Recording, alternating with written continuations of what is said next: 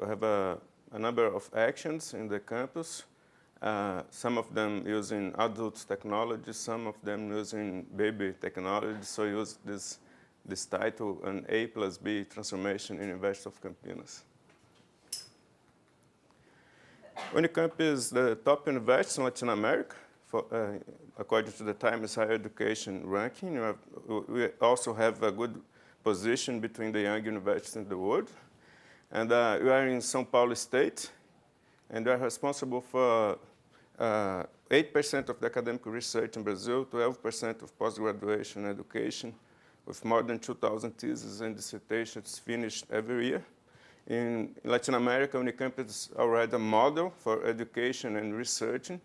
And with this project, the Sustainable Campus, we want to be also a model in terms of sustainability, specifically related to electricity usage in the campus.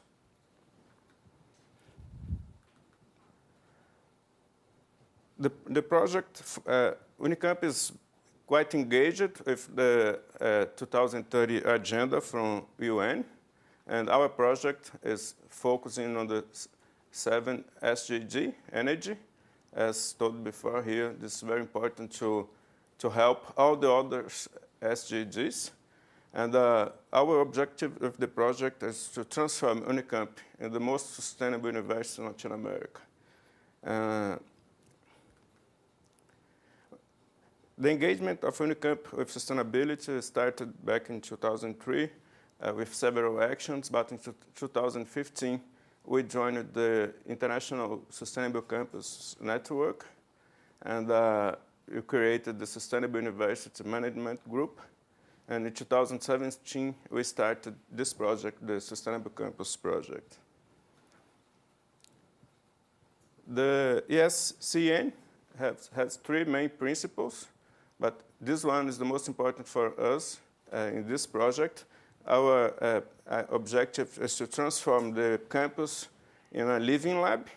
So in the project, we want to improve the infrastructure of the campus in terms of electricity, but also we want to use the campus and the technologies to improve teaching and research. This ESCN, there are many universities in the world in ESCN, including Harvard, MIT, Oxford. In Brazil, we have just Unicamp and USP, the University of São Paulo. So in 2015, it was created the Sustainable University Management Group. It's coordinated by our vice president. There is a council to coordinate the actions.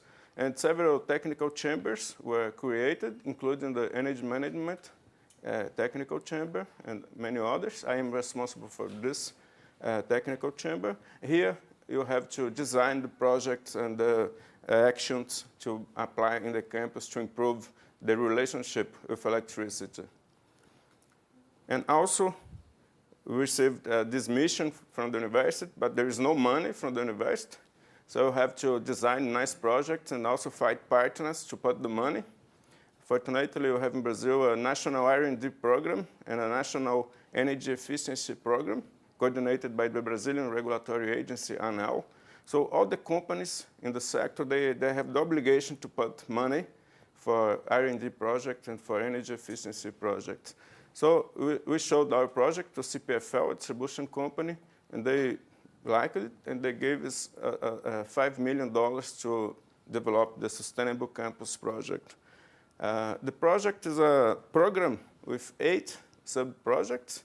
We have more than 30 researchers, undergrad students, master and PhD students, and professors working on this project. And we have 8 sub-projects. The first one is to establish a smart operation center to the campus, installing 300 smart meters and collecting data into the operation center. Before of this, there were no any meter in the campus, just at the substation for billing purposes. Now we can collect data every second because we also want to use this data to research. So this is the first sub-project. We will be transforming the grid in the campus in a smart grid. We have a grid with 5 feeders, a substation with 25 megawatts power, and 300 transformers inside the campus. Each one of the transformers will be monitored by smart meters. So we'll be able to design some KPIs to the buildings. You can compare the buildings. You can design energy efficiency actions with much more accuracy. The second project is related to PV generation inside the campus. The third one, to the introduction of an electric bus in our internal transportation system. But this is also a lab. We have 5 diesel buses, and now with the electric bus, you can do research comparing the two technologies. Also, the buses are equipped with sensors that send also data to the operation center. So we have here a lab to study electric mobility against diesel mobility. Another project is related to retrofit of old equipment, mainly lamps and air conditioners. This one is related to the application of IoT sensors in the rooms, in the buildings, also sending data to the operation center. This is related to smart buildings. This one related to building certification, energy efficiency in buildings. This one to electricity procurement. You also will be trying here to optimize the contracts of the university for demand and also for electricity. We found here great potential to save money to the university. And the last project is related to education, how to engage the community, the students, staff, and professors, and the managers on the topics of electricity, energy efficiency, energy conservation, renewable energy, and electric mobility, and so on. The benefits that we want to reach is, first, energy saving, improving the management. In the operation center, we'll have a continuous improvement methodology based on PDCA, improving the contractual, the contract of electricity and demand for the university. Also decrease the emissions, improving the specification of equipment for the university, designing some standardization for buildings, and usage improvement. Also, energy efficiency from retrofit and also from buildings labeling and certification. And also from the inclusion of photovoltaic generation, PV generation. In Unicamp, you don't have wind, so you have to work with PV. So the idea is to find out a totally new model, get this disruption inside the campus in terms of the relationship with electricity, trying to impact all the community. So this is the smart meters project. We installed 300 smart meters, and the smart meter was designed and developed by a startup, one of the startups created in Unicamp. We are trying always to include startups in the project. So we have measurements for all the transformers. We have a professional operations center in the campus, receiving data from the meters, from the buses, from the buildings. And it will be possible to do a daily management of energy consumption. And also you create a database for research, collecting data every second in the buildings. One application of this, for example, is for load disaggregation. For one measurement in the entrance of the building, you want to recognize the different appliances turned on and off inside the building.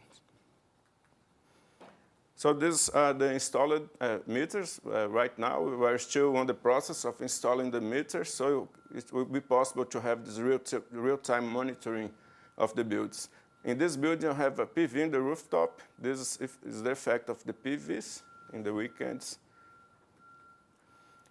These are the PVs. We have finished the installation of more than 500 kilowatt power of PV.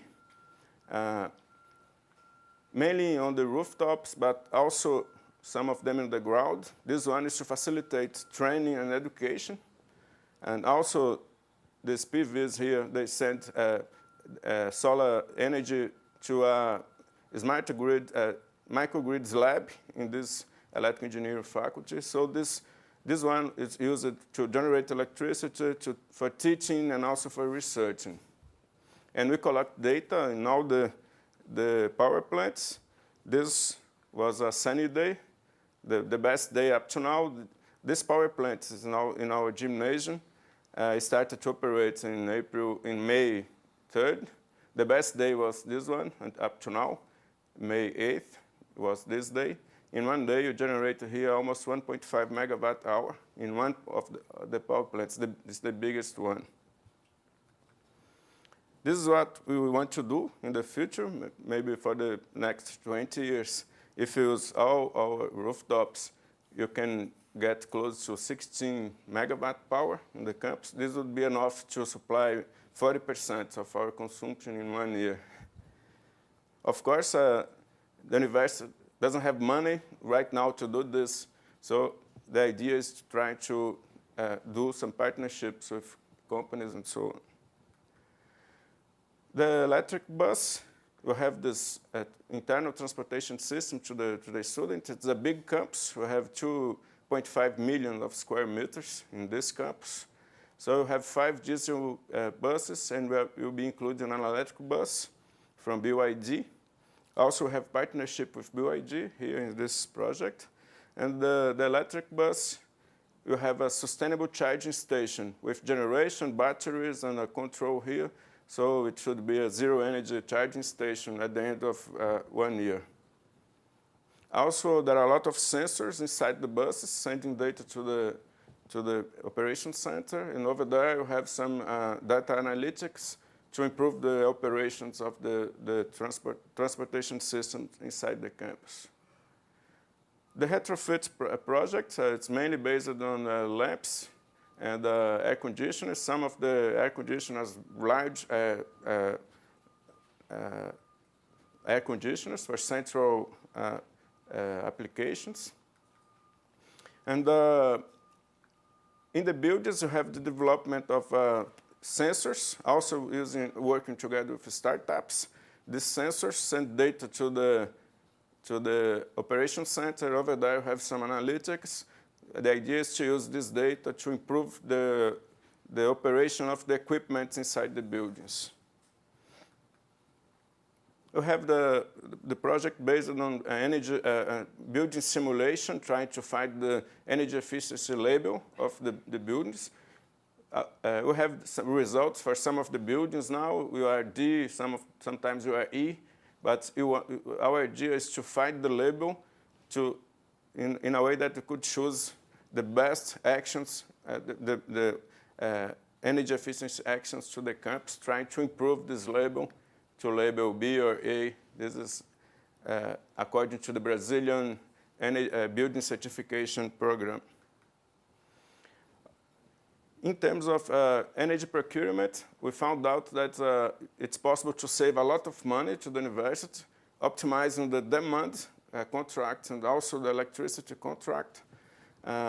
So we included a project to improve this process in the university. The result right now shows that it's possible to save more than $300,000 per year if you can optimize the contracts for the 7 units that we have. Our total cost with electricity per year is $6 million. So it's a significant savings just with this project related to energy procurement. And the last project is related to education. So you have new disciplines, new courses and speeches to staff and students and professors and so on. And at the end, everything will be put together in a book, a sustainable campus model for Latin America. This is the final result of the project. Benefits for education: improvement of the operations in the buildings, improvement in the infrastructure, and we will be saving money to the university and also helping to save the planet. Now we have new projects also in the neighborhood, outside the campus, on using houses for PV, energy storage, energy disaggregation, and electric vehicles. So we have a lot of projects outside the campus. So this neighborhood is becoming a smart district. So it's already going outside the campus. And right now we're doing a project trying to impact also childs. So in partnership with our Human Rights Office, you designed a project to go to elementary schools to discuss this kind of subject with childs. And that's all. Thank you.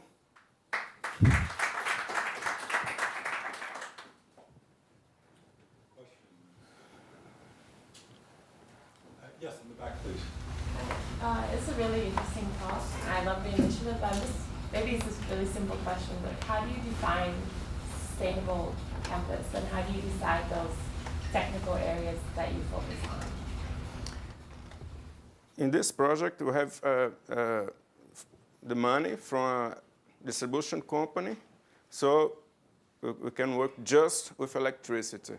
So we have a lot of other problems in the campus, for example, water, but we cannot work with water here. So we are restricted to subjects that in certain way has some correlation with the electrical sector.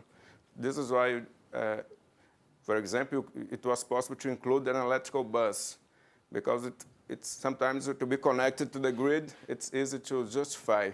Many other of the problems that we have over there, you need to find other partners to finance the project, so you can work with many other subjects in the campus. This is the idea for the future, but it will also be done by different teams. You know, the technical chambers here, the people will be working with different subjects.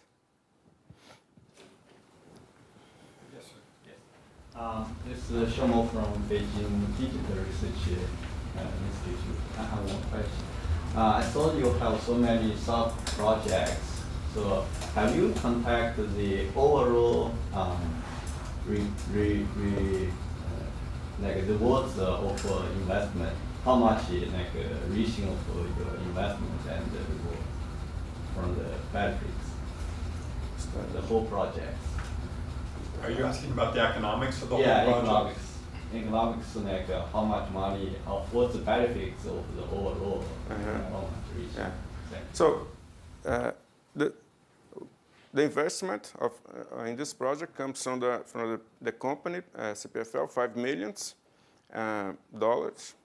and we are estimating that university will save with all the projects something close to $500,000 per year. The university will save. If you do everything, you can save up to $500,000 per year. But the biggest potential to save money is the energy procurement, $300,000 per year. So you need like 10 years to get the investment. Yeah. It's simple to okay. Yes, ma'am. Yes, very interesting. I was wondering if you said yourself these are chambers, and you know there is such potential when working across the disciplines. And you said you have the boundaries, you have to stick to the electricity path. But have you made efforts to connect, because there can be a lot of gains in working in the interface between the different sectors? That's one question. And the second is on the retrofit. If I understood correctly, you have a substitution of the refrigeration. Yeah.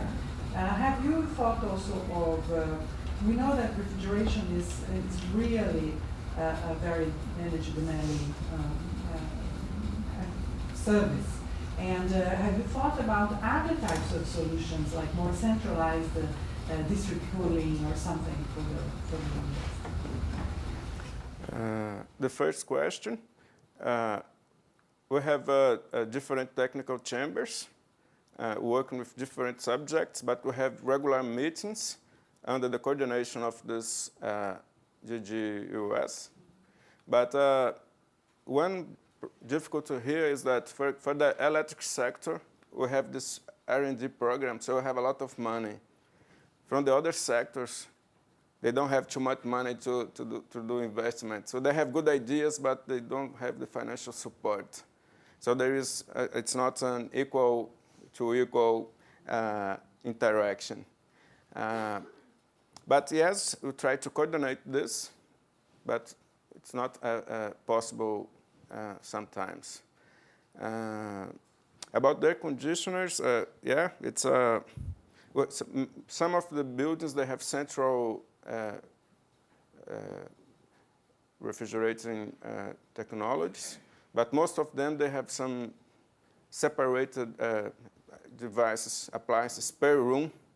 You have to, and the number that we have right now is that the air conditioner is responsible for 40% of the consumption in the campus. This is the most important area to attack. But it will take a long time. Right now, we can just try to retrofit some very, very old equipment. But yes, one of the responsibilities of the technical chamber is to write new regulations to, for example, for the refrigeration inside the campus, and also for the other things related to electricity. But it will be difficult because it's a total mess. Great, thank you very much. One quick question? How long do these projects require, and what's the allowance so far? How long? It's a 3-year project, but right now we are just asking for 1 more year because we have a lot of delays on the installations. Right now we have 1.5 years since the beginning. So we still have this year, next year, and maybe 2021 to continue. And also, the results of the project producing a very big impact in Brazil. So they want to give us more money. We're getting a little bit of more money. And also, we just approved another project. This one is a big project, $10 million project, to work with microgrids inside the campus, as the presentations here before. The campus is too big to be a microgrid. It's 225 megawatt substation. But we designed some microgrids in parts of the campus to be microgrids.